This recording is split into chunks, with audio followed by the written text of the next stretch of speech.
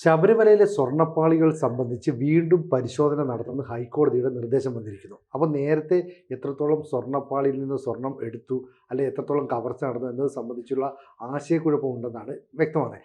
SITയുടെ അന്വേഷണ റിപ്പോർട്ട് ഇപ്പോൾ ഹൈക്കോടതിയിൽ സമർപ്പിക്കുന്നുണ്ട്. പക്ഷേ ഇക്കാര്യങ്ങളൊക്കെ അടച്ചിട്ട കോടതി മുറിയിലാണ് പരിശോധിക്കുന്നത്, അല്ലെങ്കിൽ വിചാരണ നടത്തുന്നത്. അങ്ങനെ അടച്ചിട്ട മുറിയിൽ നടത്തണോ? കാരണം ശബരിമലയിൽ ഒരുപാട് വിശ്വാസികൾ പ്രതീക്ഷയോടെ കാത്തു നിൽക്കുന്നതാണ് ഈ വിധിയും അതുപോലെ തന്നെ നടപടികളും ഒക്കെ. എന്തിനാണ് സാധാരണ ജനങ്ങളിൽ നിന്ന് ഇത്തരം കാര്യങ്ങളൊക്കെ മറച്ചു വെക്കുന്നത്? അല്ല, സിനിജി, ഈ ഇൻ ക്യാമറ പ്രൊസീഡിങ്സ് എന്നാണ് ഇതിന് പറയുന്നത് ഇംഗ്ലീഷിൽ. ഇൻ ക്യാമറ പ്രൊസീഡിങ്സ് അപൂർവം കേസുകളിലാണ് കോടതി അനുവദിക്കുന്നത്. വിചാരണ കോടതിയിൽ ബലാത്സംഗ കേസ് വിചാരണ ചെയ്യുമ്പോൾ നിർബന്ധമായും അവർ ഇൻ ക്യാമറ കോടതി അടച്ചിട്ടിട്ട് അതിൽ കൺസേൺ ആയിട്ടുള്ള വക്കീലും ഇവരും മാത്രമേ ഉണ്ടാവുള്ളൂ. പിന്നെ കുടുംബ കോടതി ആവശ്യപ്പെട്ടാൽ നമുക്ക്, കാരണം അതിലും ഒരുപാട് അങ്ങോട്ടും ഇങ്ങോട്ടുമുള്ള അലിഗേഷൻ മറ്റുള്ളവർ കേട്ട് കഴിഞ്ഞാൽ മോശപ്പെട്ട കാര്യങ്ങളൊക്കെ ഉണ്ടാകും.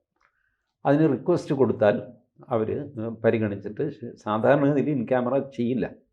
കാരണം നമ്മുടെ നിയമവ്യവസ്ഥയുടെ ബേസിക് എന്ന് പറഞ്ഞാൽ നീതി നടപ്പാക്കുന്നതായിട്ട് ജനങ്ങൾക്ക് ബോധ്യം വരണം. അങ്ങനെ ബോധ്യം വരണമെങ്കിൽ ഓപ്പൺ കോർട്ടായിരിക്കണം. നമ്മളുടെ കൺസെപ്റ്റിൽ എല്ലാ കോടതിയും ഓപ്പൺ കോർട്ടാണ്, വാതിലുകൾ തുറന്നിട്ട കോടതിയാണ്. പൊതുജനങ്ങൾക്ക് കയറി ചെന്ന് ഇരുന്ന് കേൾക്കാനുള്ള സൗകര്യമുണ്ട്.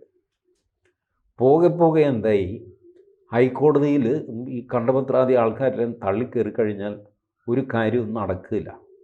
അപ്പോൾ ഹൈക്കോടതിയിൽ റെസ്ട്രിക്ഷൻ വെച്ചു, ഒരു നിങ്ങളുടെ മൊബൈൽ നമ്പർ ID ഒക്കെ കൊടുക്കണം, എവിടെ പോകുന്നു എന്തിന് പോകുന്നു എന്ന് പറയണം, കയറ്റിവിടും.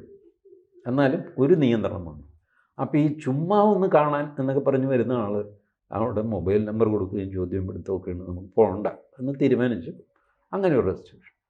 സുപ്രീം കോടതിയിൽ ഇത് കൂടാതെ സുരക്ഷാ കാരണങ്ങളും കൂടെ വന്നു.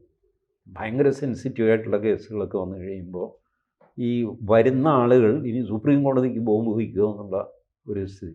അതുകൊണ്ട് കുറേ കൂടെ സെക്യൂരിറ്റി ആക്കി, നിങ്ങളുടെ കേസ് ഉണ്ടെങ്കിൽ മാത്രം നിങ്ങളെ അകത്തേക്ക് വിടും. വെറുതെ ഒന്ന് കയറി നോക്കാം, അത് പറ്റില്ല എന്ന് പറഞ്ഞു. നിങ്ങളുടെ കേസ് അന്ന് ലിസ്റ്റ് ചെയ്തിട്ടുണ്ടോ? പക്ഷേ അങ്ങനെയാണ് നിങ്ങൾക്ക്. ഇങ്ങനെ സുപ്രീം കോടതി കുറേ കൂടെ റെസ്ട്രിക്ഷൻ കൊണ്ടുവന്നു. സ്റ്റിൽ ഓപ്പൺ കോർട്ടാണ് നമ്മുടെ കൺസെപ്റ്റ്. അത് സാധ്യമാക്കാൻ വേണ്ടിയിട്ടാണ് കോർട്ട് ലൈവ് സ്ട്രീമിംഗ് തുടങ്ങിയത് യൂട്യൂബിൽ. ഇപ്പോൾ സുപ്രീം കോടതി പ്രൊസീഡിങ്സ് നമുക്ക് യൂട്യൂബിൽ കാണാം.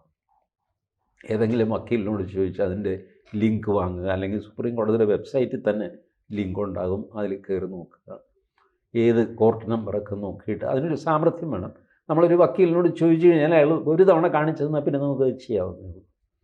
അപ്പോഴാണ് കേരള ഹൈക്കോടതി സ്വർണ്ണക്കൊള്ള കേസ് അടച്ചിട്ട മുറിയിൽ കേൾക്കാൻ തീരുമാനിക്കുന്നത്. ആദ്യത്തെ ഓർഡർ അതായിരുന്നു, ഇൻ ക്യാമറ ആയിരിക്കും പ്രൊസീഡിങ്സ്. രജിസ്ട്രാർക്ക് നിർദ്ദേശം കൊടുത്തു, ഒരാക്ഷരം ആരും അറിഞ്ഞു പോരുത്. ഇതെന്ത് പരിപാടി? ഇത് അറിയേണ്ടതല്ലേ?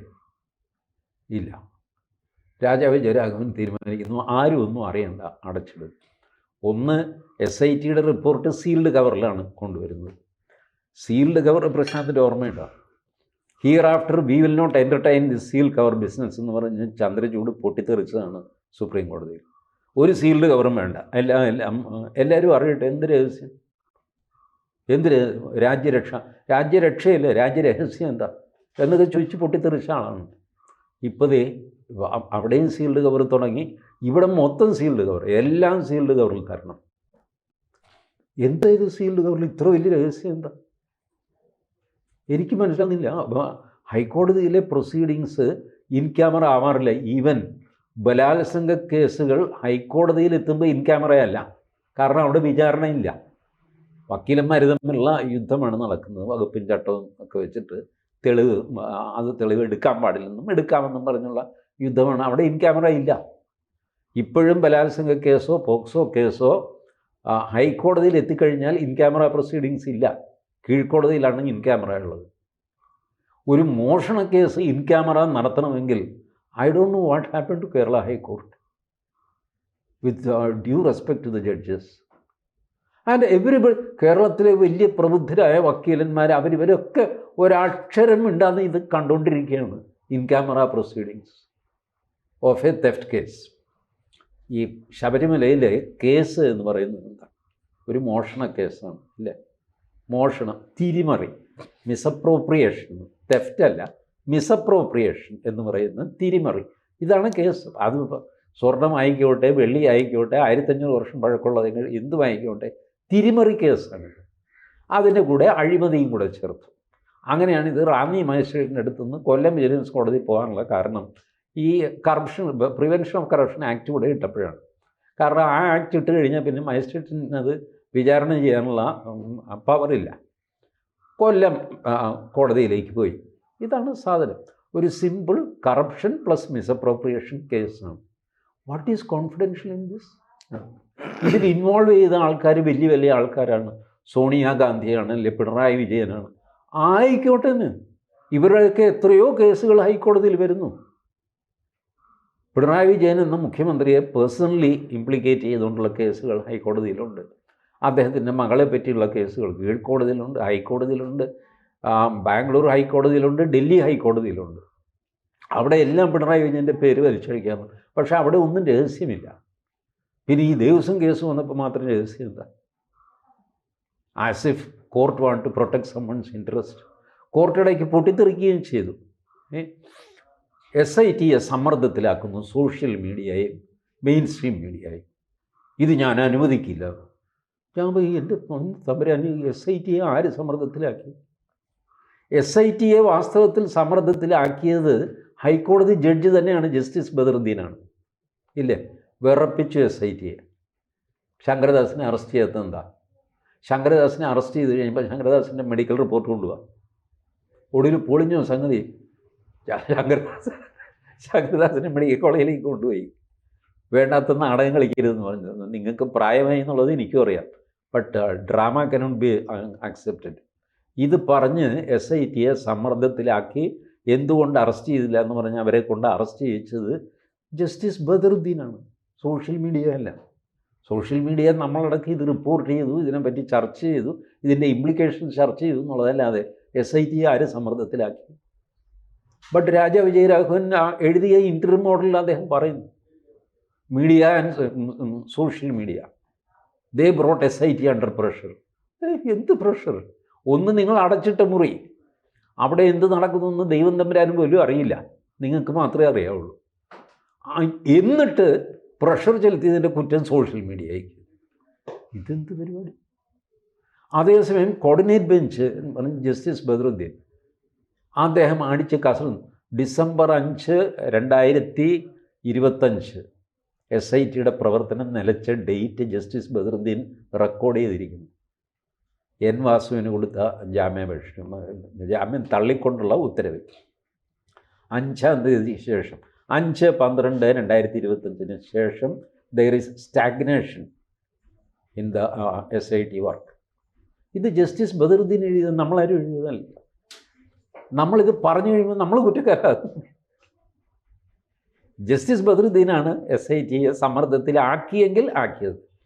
അത് സമ്മർദ്ദമായിട്ട് SITക്ക് തോന്നിയോ ഇല്ലയോ എന്നുള്ളത് വേറെ കാര്യം. ഇതിൽ പ്രധാനപ്പെട്ട ഒരു കാര്യം സിനിജി ശ്രദ്ധിച്ചിട്ടുണ്ട്. വാസുവിൻ്റെ ജാമ്യാപേക്ഷ ഞാൻ വായിച്ചിട്ടില്ല.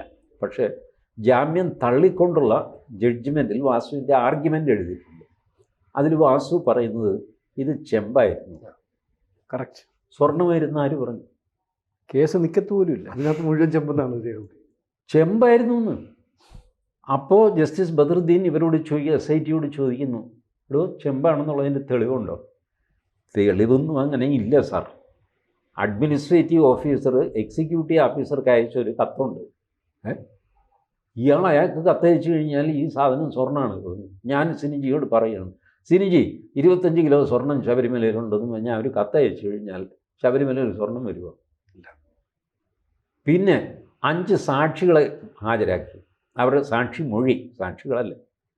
ആ സാക്ഷിമൊഴിയിൽ അവർ വിജയമല്ല സ്വർണം പൊതിയാൻ നേരത്തെ അവിടെ വായി നോക്കി നിന്നിരുന്നു എന്നാണ് അവരുടെ മൊഴി. അവർ നോക്കി നിന്ന് കാര്യം ശരിയാണ്, പക്ഷേ ഇത് സ്വർണ്ണമാണെന്നുള്ളതിന് തെളിവാകുന്നില്ലല്ലോ. അത്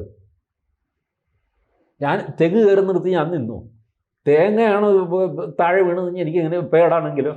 ഞാനിത് കുലുക്കി നോക്കിയിട്ടില്ലല്ലോ. അതുപോലെ ഈ വായി നോക്കി നിന്നാണ് ഇത് സ്വർണ്ണമാണോ പിച്ചളയാണോ എന്ന് അവൻ അറിഞ്ഞൂടാ. അവിടെ എന്തോ പണി നടക്കുന്നു, അവനിങ്ങനെ നോക്കി നിന്നു, ആ കൊള്ളാമെന്ന് പറഞ്ഞു.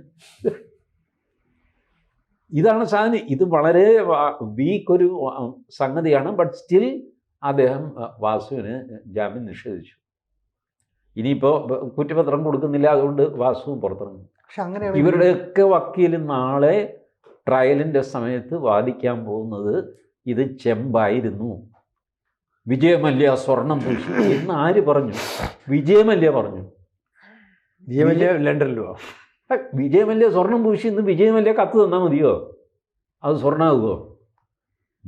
ദേവസ്വം ബോർഡ് ഇത് അളന്ന് നോക്കിയിട്ടുണ്ടോ? തൂക്കി നോക്കിയിട്ടുണ്ടോ? റെക്കോർഡിൽ എഴുതിയിട്ടുണ്ടോ? ഒന്നുമില്ല. ആ റെക്കോർഡ് ഇവർ തന്നെ നശിപ്പിച്ചു. എങ്കിൽ ഇതിന് ഹൈക്കോടതി വീണ്ടും പരിശോധന നടത്തണം, അല്ലെങ്കിൽ സാമ്പിൾ എടുക്കണം എന്നൊക്കെ പറയുന്നത് ഹൈക്കോടതിക്ക് ഇപ്പോഴും സംശയമാണെന്നാണ്. എനിക്കറിയില്ല. അത് വേറെ എന്തോ കാര്യത്തിലാണ് ഈ പരിശോധന. അതിപ്പോൾ എന്താ, ഭാഭ അറ്റോമിക് റിസർച്ച് സെൻറ്റർ എന്തിനാ അവിടെ നാസയിൽ കൊണ്ടുപോയി പരിശോധിക്കട്ടെ? കുറയ്ക്കണ്ട, ഏതായാലും പരിശോധന നടക്കുകയല്ലേ. അത് എന്തെങ്കിലും നടന്നോട്ടെ. ഞാൻ പറയുന്നത് ബേസിക് കാര്യം. ഒന്ന്, ജസ്റ്റിസ് ബദറുദ്ദീൻ ട്രയൽ കോർട്ടിൽ നിന്ന് വന്ന ആളാണ്. അദ്ദേഹത്തിന് ഇത് കാണുമ്പോൾ തന്നെ മനസ്സിലാകണ്ട, ആ ഇത് ഒരു വീക്ക് പോയിൻ്റ് ആണല്ലോ. അതുകൊണ്ടാണ് അദ്ദേഹം അത്രയും ബഹളം വെച്ചത്. അല്ലെങ്കിൽ പ്രശ്നം ആലോചിച്ച് നോക്ക്, ഒരു ജാമ്യാപേക്ഷയിൽ കേസിൻ്റെ പ്രൊസീഡിങ്സിനെ പറ്റി ഒരു ജഡ്ജ് സാധാരണ ഇതിൽ കമൻ്റ് അടിക്കില്ല. ഇല്ല, ഒരിക്കലും. വാസുവിന് ജാമ്യം കൊടുക്കണോ വേണ്ടയോ എന്ന് തീരുമാനിക്കുന്ന കേസിൽ ശങ്കരദാസിനെ അറസ്റ്റ് ചെയ്യാത്തത് എന്താണോ ഏതെങ്കിലും ജഡ്ജി ചോദിക്കുക. ബട്ട് ജസ്റ്റിസ് ബദറുദ്ദീൻ ചോദിച്ചത് the case is so weak. അതെ അതെ. ദാറ്റ് നിങ്ങൾ ഈ പുറത്തുള്ളവരെ ഉടൻ തന്നെ പിടിച്ച് അവരെ ചോദ്യം ചെയ്ത് ഫ്രഷായിട്ട് അവരുടെ വായിൽ നിന്നുള്ളത് എടുപ്പിച്ചില്ലെങ്കിൽ അവർ ട്രെയിനിങ് എടുക്കും. വക്കീലന്മാരെ അവരോട് പറയും, ഇന്നത് ചോദിച്ചു കഴിഞ്ഞാൽ അറിഞ്ഞുകൂടാന്ന് പറഞ്ഞാൽ മതി കേട്ടോ. അയ്യോ അതെങ്ങനെ, അത് പറഞ്ഞാൽ മതി, ബാക്കി ഞാൻ നോക്കിക്കോളാം കോടതിയിൽ. ഇങ്ങനെയൊക്കെ പറഞ്ഞ് ട്യൂട്ടർ ചെയ്യും വിറ്റ്നസ്സിനെയും പ്രതികളെയെല്ലാം. അത് വരാതിരിക്കാൻ വേണ്ടിയിട്ടായിരിക്കണം അദ്ദേഹം ഇങ്ങനെ അല്പം കളം വിട്ടയിലെ ഈ ഹിഗ്വിറ്റ എന്ന് പറഞ്ഞൊരു ഗോളിയുണ്ടല്ലോ, ഗോളിയാണ്, പക്ഷേ പുള്ളി അപ്പുറത്ത് പോയിട്ട് ഗോളടിക്കും എന്ന് പറയുന്ന പോലെ ഒരു ഹിഗ്വിറ്റ കളിയാണ് ജസ്റ്റിസ് ബദറുദ്ദീൻ നടത്തിയത്. Generally judges will not do that. കാരണം മറ്റൊരു കോർഡിനേറ്റ് ബെഞ്ചിൻ്റെ, രാജാ വിജയരാഘവൻ്റെ പ്ലസ് ഒരു ജഡ്ജിൻ്റെ, അവർ നിശ്ചയിച്ച SIT, ആ SIT ഡിസംബർ 5-ാം തീയതി നിന്നുപോയി എന്ന് വേറൊരു ജഡ്ജി കമൻ്റ് അടിച്ചാലുള്ള സ്ഥിതി ആലോചിച്ചു. ഒരേ അധികാരമാണ് ഇവർക്കല്ല. സാധാരണ അത് ചെയ്യില്ല, പക്ഷേ ജസ്റ്റിസ് ബദറുദ്ദീൻ അത് ചെയ്തു. നിവർത്തികേടുകൊണ്ട് രാജാ വിജയരാഘവന് ദേഷ്യം വന്നത് ബദറുദ്ദീൻ്റെ നേർക്കാണ്. പക്ഷേ ബദറുദ്ദീൻ്റെ നേർക്ക് രാജാ വിജയരാഘവന് പൊട്ടിത്തെറിക്കാൻ പറ്റില്ല. അതുകൊണ്ട് പ്രശാന്തിൻ്റെ തലയിൽ സോഷ്യൽ മീഡിയ കളിക്കുന്നതാണെന്നൊക്കെ ചോദിച്ച് സംഭവിച്ചു.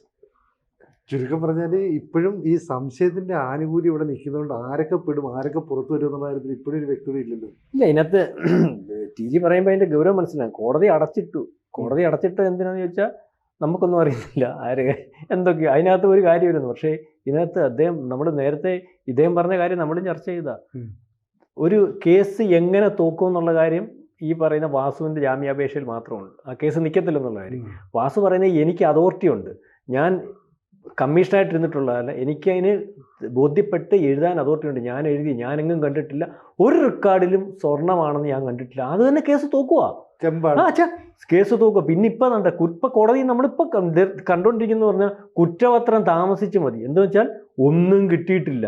അതായത് കുറ്റപത്രം എന്ന് പറയുന്നത് ആക്കാനൊന്നുമില്ല, ഇനിയും തയ്യാറെടുത്ത് വരണം. അതായത് TG പറഞ്ഞതുപോലെ തന്നെ കേസ് തോറ്റിരിക്കുന്നു. പ്രശാന്ത്, കുറ്റം ഉണ്ടെങ്കിലല്ലേ കുറ്റം കിട്ടാൻ വേണ്ടിയിട്ടാണ് ഇപ്പൊ ബാബ അറ്റോമിക് റിസർച്ച് സെന്ററിൽ പോകുന്നത്. കാരണം ഇതിനകത്ത് വിജയമല്യ സ്വർണം പൂശിയിട്ടില്ല, അവിടെ സ്വർണം ഉണ്ടായിട്ടില്ല, സ്വർണം വേറെ എങ്ങും കൊണ്ട് ഉരുക്കിയിട്ടില്ല, ഉരുക്കിയ സ്വർണം ഇവിടുത്തെയാണെന്ന് തെളിയണ്ടേ? അവിടുന്ന് പോലീസ് ശേഖരിച്ചേക്കുന്ന സ്വർണം ഏതാ? ഒരു ഇത്രയും കിലോ സ്വർണം ഉണ്ടെന്ന് പറഞ്ഞ് ശേഖരിച്ചു. ഇത് കോടതി വരുമ്പോൾ അതും പോകും. കോടതി അറിയാമല്ലോ, TGക്ക് അവർക്കറിയാം കോടതി വരുമ്പം ന്യായമൊന്നുമല്ല, നല്ല വക്കീലന്മാർ കയറി നിൽക്കുമ്പോൾ തെളിവ് സഹിതം കാര്യങ്ങൾ കൊടുക്കണം. ഇതനുസരിച്ച് അവിടുത്തെ റെക്കോർഡ് പോലും സ്വർണം പൂശിയതായിട്ട് ഇല്ല എന്നാണ് വാസു മോശക്കാരനല്ല. വാസു മന്ത്രിയുടെ പേഴ്സണൽ സെക്രട്ടറി ആയിട്ട് ഇരുന്നിട്ടുള്ള, ജുഡീഷ്യൽ പോസ്റ്റിൽ ഇരുന്നിട്ടുള്ള ആളാണ്. അയാൾക്ക് കാര്യങ്ങൾ അറിയാം. ഗ്രൗണ്ട് ഒരുക്കിയ സാറേ മോട്ടിച്ചത്. ഗ്രൗണ്ട് ഒരുക്കിയാ മോട്ടിച്ചത്. അതുകൊണ്ട് ഈ കേസ് TG പണ്ട് പറയുമല്ലോ, എല്ലാ ദേവസ്വം ബോർഡ് കേസുകളുടെയും കൂട്ട് ഈ കേസും നമ്മൾ വലിയ ആശ്ചര്യത്തോടു കൂടി നാളെ കാലത്ത് ആളിനെ പിടിക്കും എന്നുള്ള രീതിയിൽ ഇരിക്കാമെന്നുള്ളതല്ലാതെ വളരെ കൃത്യമായിട്ട് ഇവരെല്ലാം രക്ഷപ്പെട്ടു പോകുന്ന ഒരവസ്ഥ, അതായത് രക്ഷപ്പെട്ടിരിക്കുന്നു എന്ന് പറയേണ്ടി വരും. കൂടുതൽ വാർത്തകളും വിശേഷങ്ങളും നിങ്ങളിലേക്ക് എത്താൻ ABC മലയാളം സബ്സ്ക്രൈബ് ചെയ്യുക, ബെൽബട്ടനും അമർത്തുക.